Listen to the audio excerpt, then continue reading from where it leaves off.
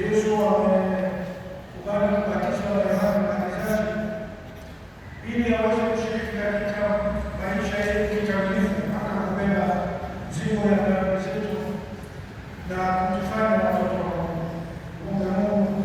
Na namna pekee siku ya leo tukumbuke ubatizo wetu na kanafano ya Yesu tuwe tayari kuishi kama watoto wa Mungu.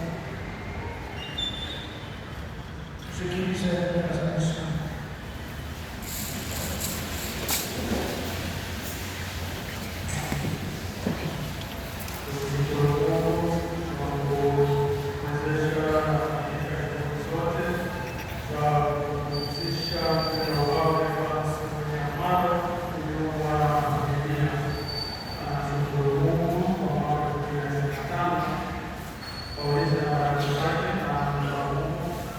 Thank you.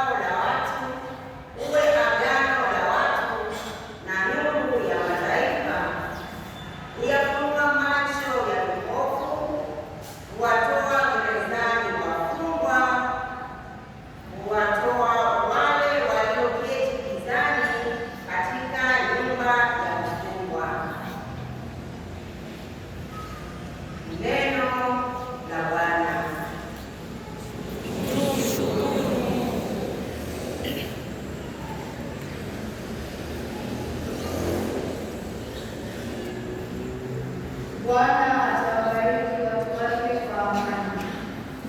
Bwana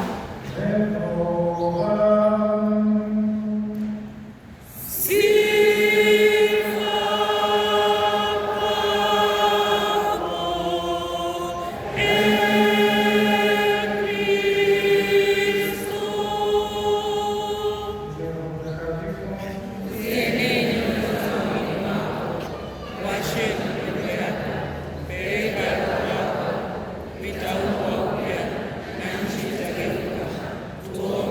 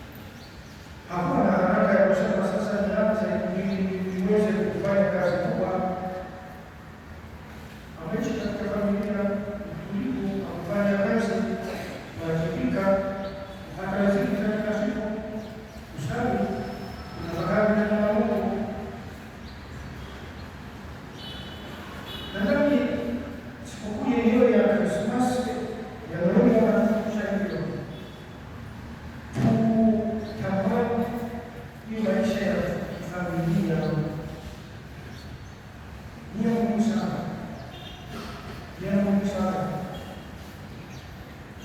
Kukaa pamoja ni muhimu sana. Tafakari neno la Mungu, kusali, kutimiza wajibu. Na Yesu ametufunza nini? Tunafikiria maisha na Yesu ametufunza nini sana?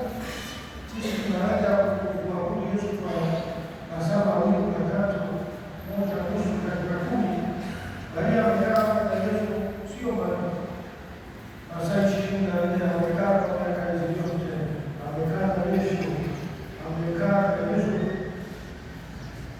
moja msamaha. Ekaristi takatifu ya Bwana kuzunguka katikati ya sufuria, sahani ile jikoni. Hiyo ni baada ya kutumasa Yesu amezaliwa kwa ajili yetu ili aishi kati yetu. Sio wabaki hapa kanisani. Aliingia katika maisha yetu. Hiyo ni kuzaliwa kwake. Amezaliwa katika hali ya Mungu, katika mambo ya wanyama. Amejishusha na anaendelea kujishusha kuja kwetu kwa namna pekee katika Yesu takatifu. Na wengi nyumbani sio tena wamemwacha Yesu kabisa. Tunabeba kama Maria Yosefu wamekaa ndani ya wewe, unabeba Yesu kwako. Amezaliwa kwa ajili yako, anazaliwa kwa ajili yako kila saa. Tukipokea na kukaa ndani tunakaa naye. Siku ya ubatizo yanatukumbusha ubatizo wetu. Tumebatizwa kwa sababu hiyo, kwa ubatizo tumeingizwa katika kanisa, lakini kwa ubatizo kwa namna ya pekee tumefanya kuwa watoto wa Mungu.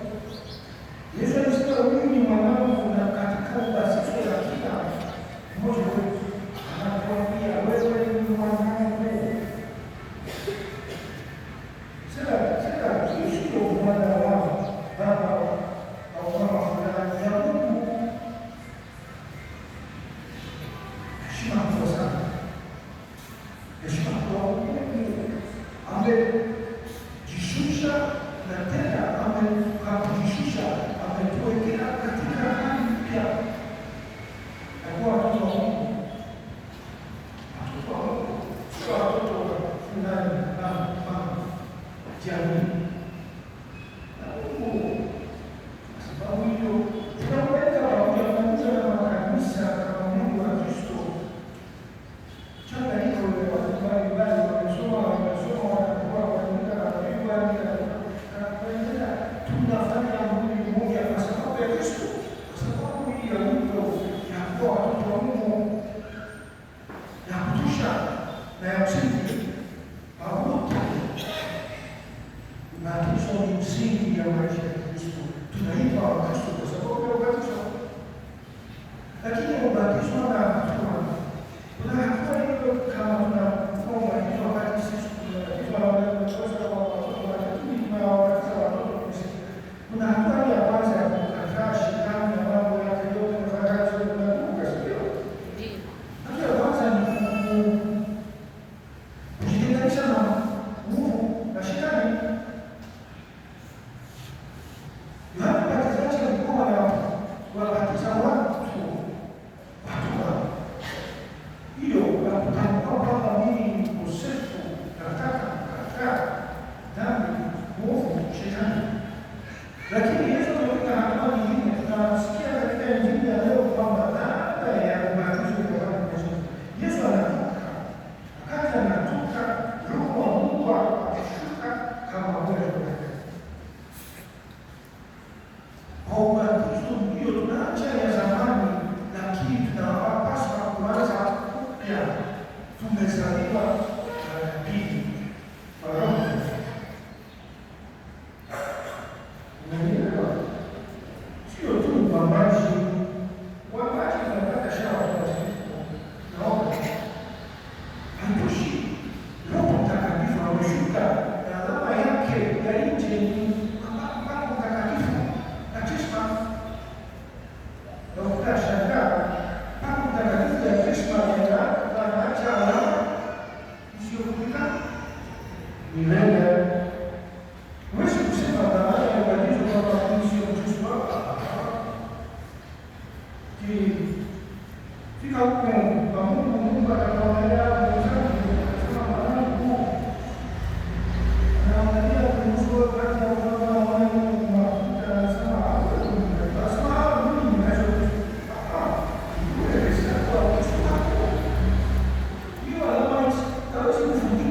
ya milele.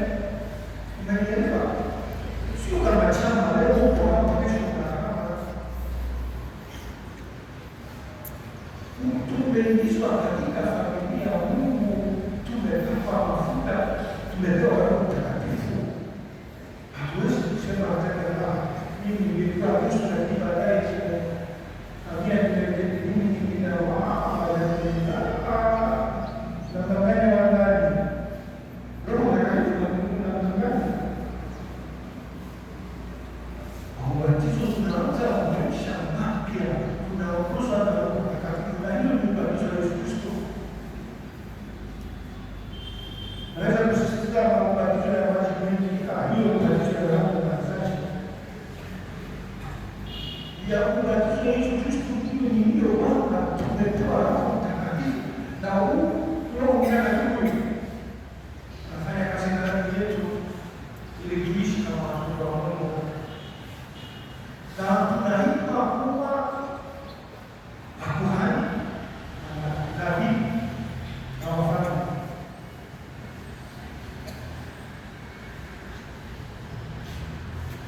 Wewe ni mfalme, wewe ni kuhani, wewe ni nabii.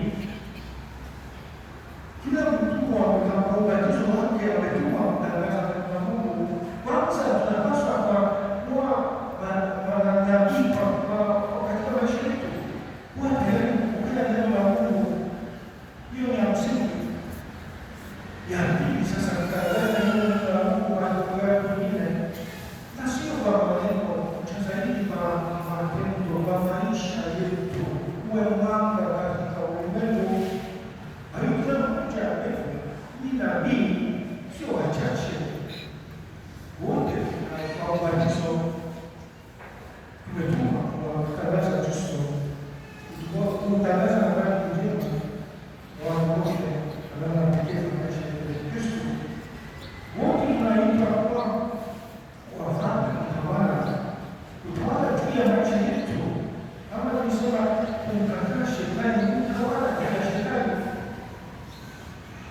Na Yesu tunasema sijafika kutumikiwa, lakini kuwafunia utawala wa Mungu. Utawala wa Mungu anakuita kwa wafalme ni utumishi wetu.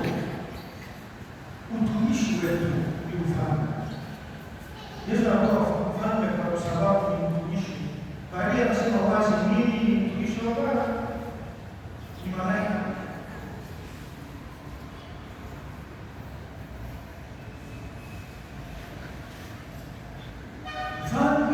Maisha yangu kutumia maisha ya watu wengine kwa kuwatumikia, wapenda. Na hii ni kuhani. Kila mtu kuhani wa ubatizo, sio haki kuwa wanakulisha misa. Hiyo ni kuhani ya huduma tunaotoa kwa matakatifu, lakini kwa ubatizo sisi sote ni mapadri wa kuhani. Tunakuwa sadaka ya maisha yetu, tunapaswa kutoa sadaka ya maisha yetu kwa ajili ya Mungu, kwa ajili ya watu wengine. Ukitoa sadaka, hiyo ni sehemu ya upande kumrudishia Mungu sifa, na tutakuwa wanaoitaa. Wakati pale ananyanyua mkate na divai, sisi tunapaswa kunyanyua, kubatiza Mungu maisha yetu, mawazo yetu, malengo yetu, kila kitu kufika hivi. Hiyo ni ukuhani katika kila misa.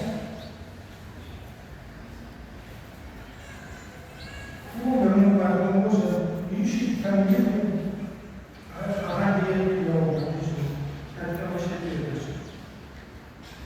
Na upande huu akakaa shetani na mambo yake yote, utawala juu ya shetani, nguvu yetu. Hatunayo nguvu ya kutosha. Ndio sasa shetani anataka shetani asifanye kitu. Ubatizo na nguvu ya kushinda shetani. Utawala yake ameshinda kiasi cha roho hizo kwa sababu ameleta ushindi juu ya kifo shetani dhambi.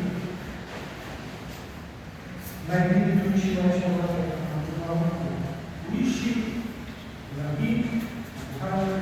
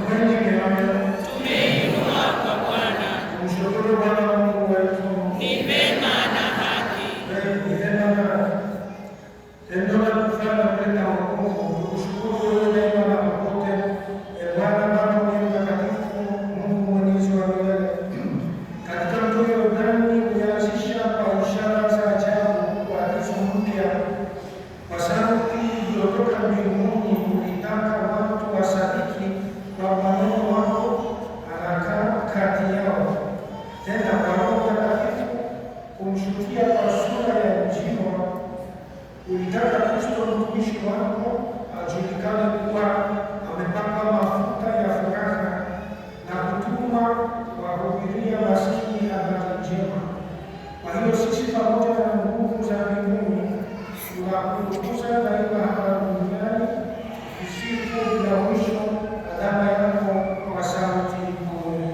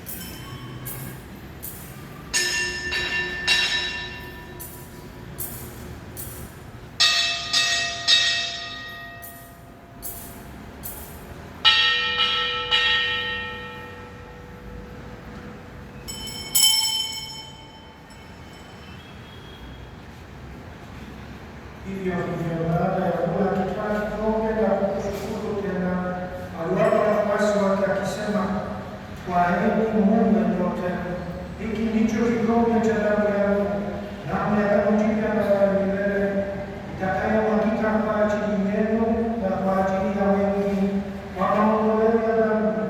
Fanyeni hivi kwa ukumbusho wangu.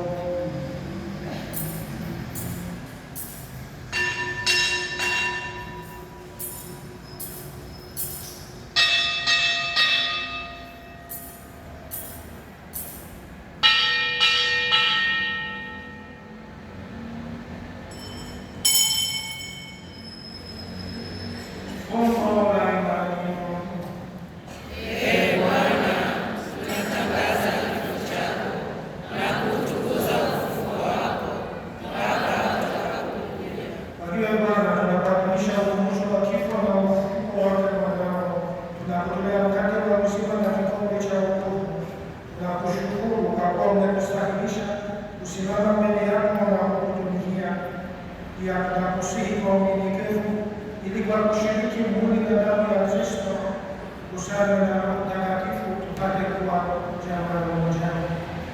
Na Bwana, ulikumbuke kanisa lako uliloenea kote duniani, ulikamilisha katika mapendo pamoja na Baba Mtakatifu wetu leo na askofu wetu wa nchi na Wakristo wote. Wakumbuke pia ndugu zetu waliofariki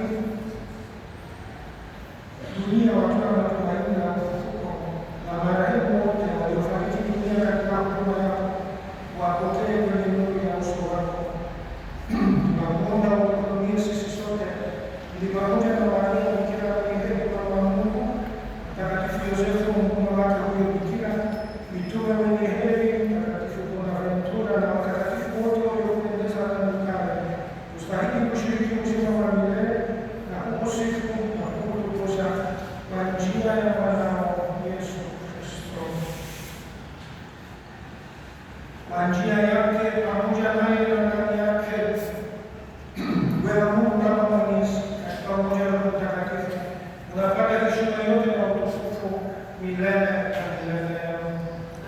Amina. Na sasa kama watoto wa Mungu tusali ile sala aliyofundisha Bwana wetu.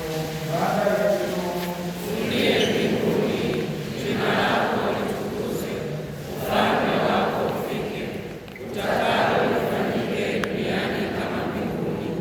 Utupe leo mkate wetu wa kila siku, utusamehe makosa yetu kama tunavyowasamehe na sisi waliotukosea, usitutie katika kishawishi, lakini utuokoe maovuni. Bwana, tunakuomba utuokoe katika maovu yote, utujalie kwa wema amani maishani mwetu, kusudi kwa msaada wa huruma yako tuokolewe daima na dhambi, wala tusifadhaishwe na jambo lolote, tunapotazamia tumaini lenye heri na ujio wa Mwokozi wetu Yesu Kristo. Kwa kuwa ufalme ni wako na nguvu na utukufu hata milele. Bwana Yesu Kristo, iwaambie mitume wako amani na wachie amani yako unawapa, usizitazame dhambi zetu, ila tumaini tu imani ya kanisa lako. Upende kujalia amani na umoja kama yalivyo mapenzi yako, unaishi na kutawala milele na milele. Amina. Amani ya Bwana iwe nanyi. Na iwe rohoni mwako. Milele na milele.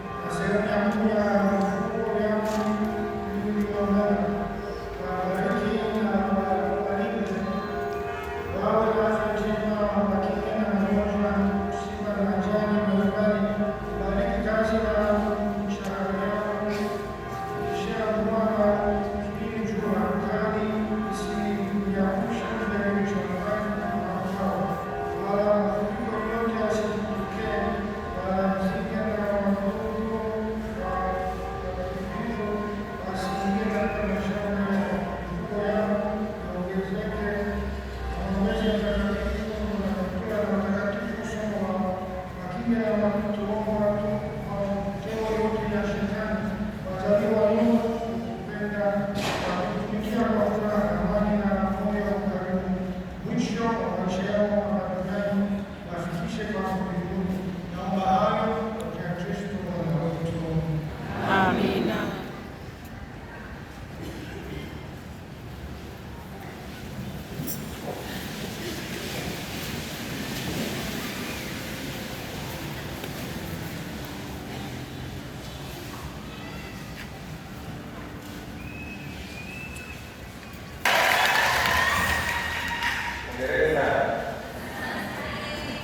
Basi tunamshukuru Padre Christopher ambaye tuadhimisha misa hii. Baada ya kuwa tunaye baba kabisa. Na sasa tunafurahi kwamba tunamuona ndani ya njema baba. Sasa tena karibu sana sasa tunapokea kwa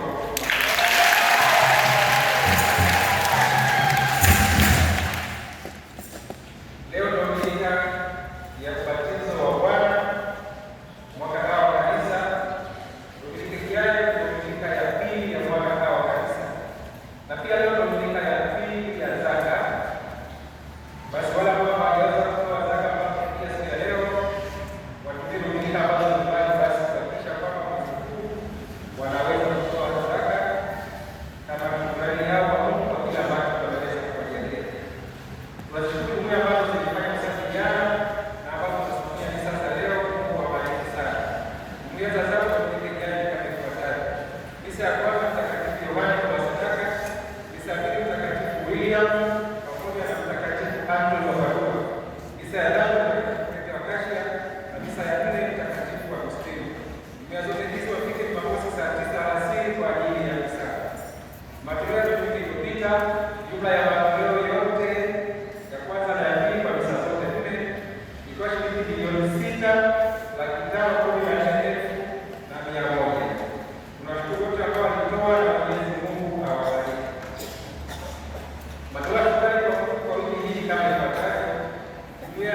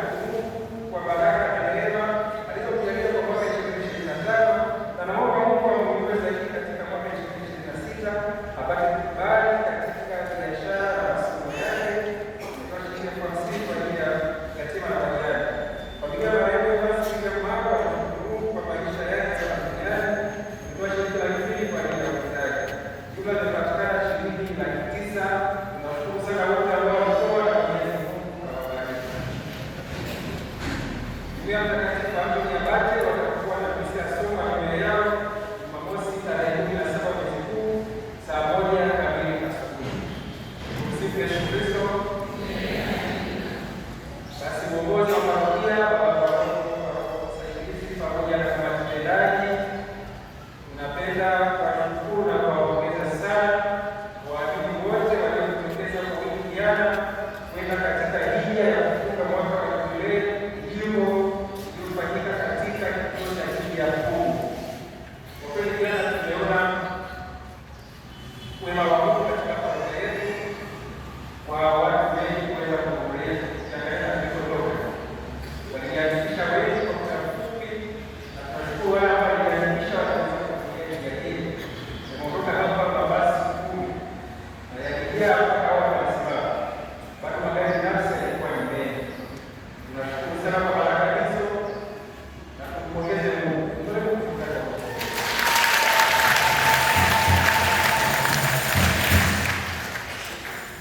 Kwa hiyo tunaposhukuru na kumpongeza, basi tutaenda sasa kutekeleza Mungu.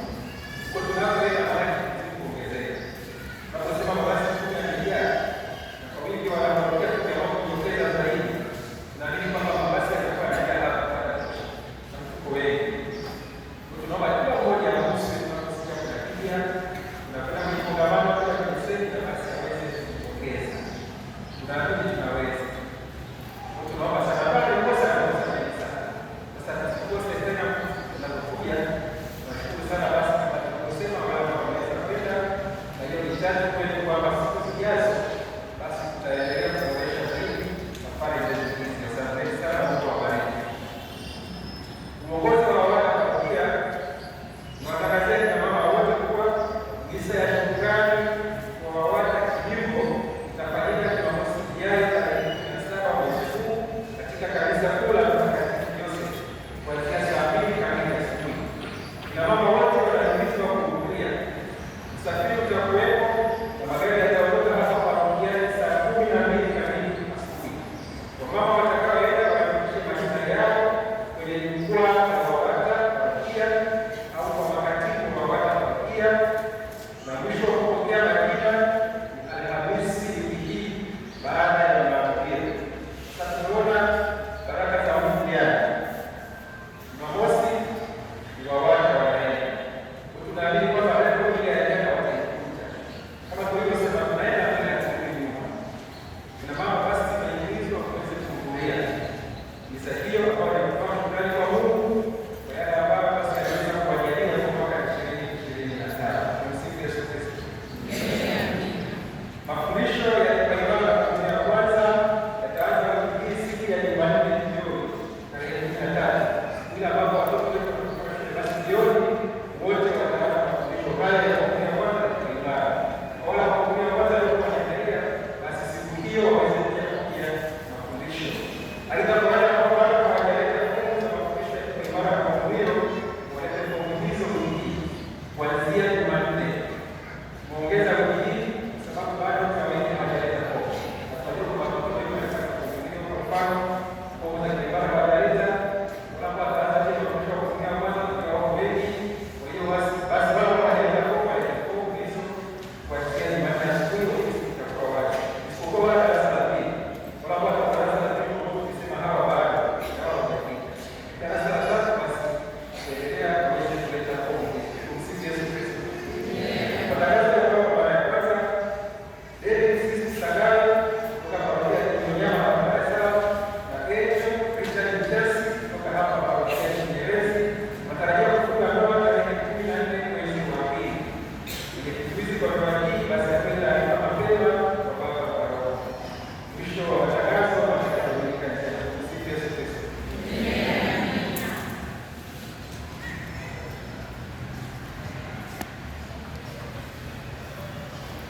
Yesu Kristo. Napenda kuwashukuru sana kwa kusikiliza leo.